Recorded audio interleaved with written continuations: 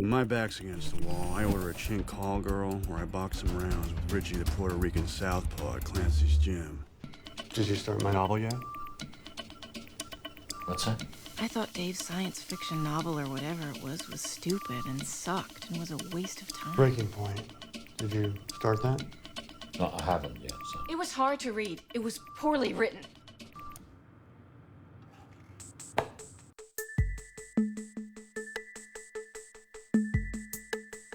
Steve Conrad, the writer of The Weatherman, wrote another movie about 11 or 12 years ago called Wrestling Ernest Hemingway. And I had read that script and bought it. And over the years have wanted to work together again.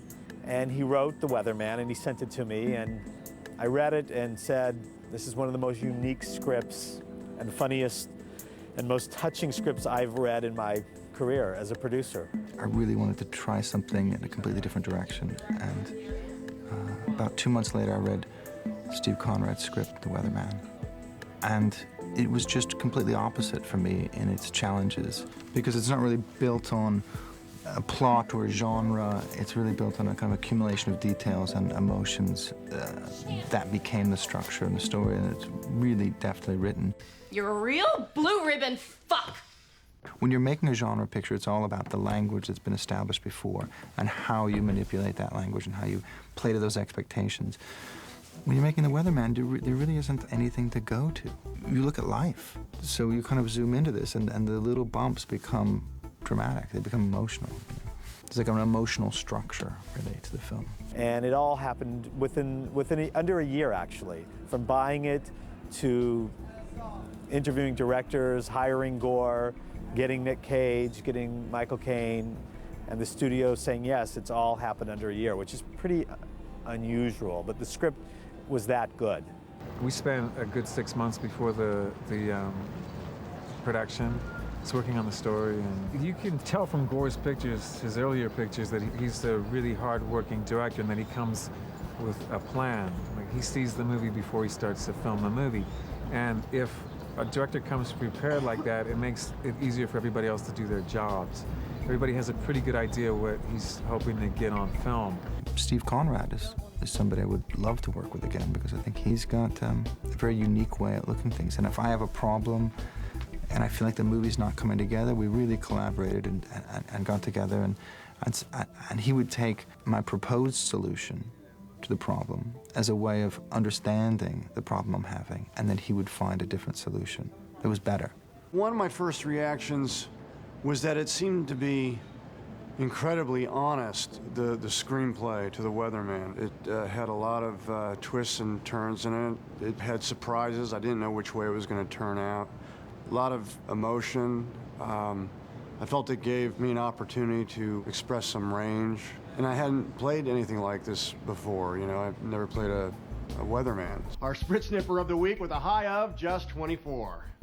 Dave spends most of this story on the sort of edge between stability and really dropping off into a very serious emotional mess.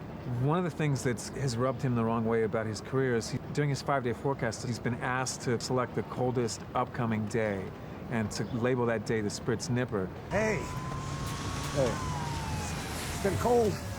Yeah. What's the nipper this week? Thursday. Thursday's the nipper. So he spends a lot of time discussing this concept of the Sprit Snipper, which he doesn't enjoy, but nevertheless has to do. I don't think it's exclusive to weather people. It's that glad face on the TV guy who comes off as your friend, but you don't know him and he doesn't know you, and it's that chummy thing that some people find offensive. We do cut back into the viewers during the movie to see what they think of him, and some people like it and some people really don't. I like him. He's handsome. He's an asshole. I don't like his face. His asshole face. I think Steve has this ability to look at life and catch the kind of, find drama in the mundane. We all kind of go right past things in our lives, conflicts and confrontations, and Steve Conrad looks at them and says, well, wait a minute, you just walked right past this. This is interesting. And so the script is really built on a kind of grouping of these very small emotional events, and that becomes the structure of the film.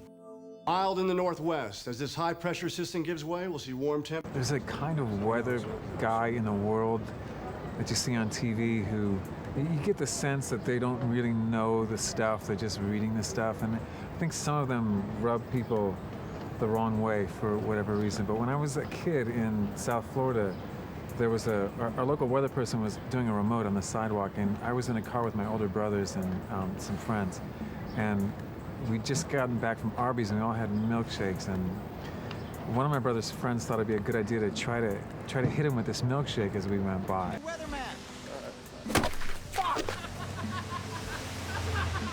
And they tried and they missed, and I was nervous and I hid in the back seat, but I remember thinking after that day for a long, long time, like, why, if he was the anchor person, would someone have thought of that, or if he was even the sports guy, it never would have occurred to anybody to do that. It's just something about this weather person. Weatherman! We're going to begin with some trust-building exercises. Dave, Noreen, center circle. Before you can start making progress in those therapy sessions, you do some trust-building exercises. And one of the trust-building exercises was to write down a really awful thing that they did to their partner that their partner doesn't know about. Something they regret, but which is a secret to their partner. And then they're gonna write it down and give it to their partner, and the partner's never gonna look at it because they're trying to establish trust. I had a friend who was doing that, and they said that that was a technique of the therapy, and I asked him, did he look at it right away? Because I probably would look at it right away, and yeah, he did. He looked at it right away. Tartar sauce, tartar sauce, tartar sauce. Tartar sauce, tartar sauce, tartar sauce, tartar sauce. Well, I think it's not unusual or unique to me, but my wife would send me out on an errand, like to go pick up the dry cleaning, but then I'll come home looking with 45 minutes without the dry cleaning, and then she'll wonder, well, you went out just to do that. How could you not do that? Where is the tartar sauce? They were out. They apologized. They were cool about it. I was thinking about family things, like important family things, and then I ran into a friend, and then the next thing I know, I was just back in my garage without the dry cleaning. They were out? They were out. They were out of tartar sauce. I read your book.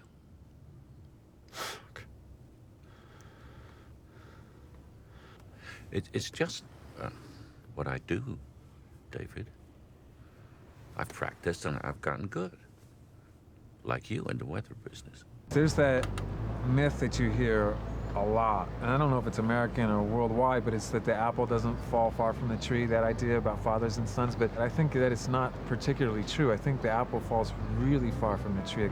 I don't do what my dad did, and my dad didn't do what his father did, and my son probably won't do what I do. I thought that that was probably worth checking out, that idea that, hey, wait, we really do fall really far from the tree. And then how do you connect? Once you wind up far away from what your dad feels, thinks, represents, works toward, how do you connect then? That's quite an American accomplishment. Thanks. It's the content of the film is brave and honest and in your face.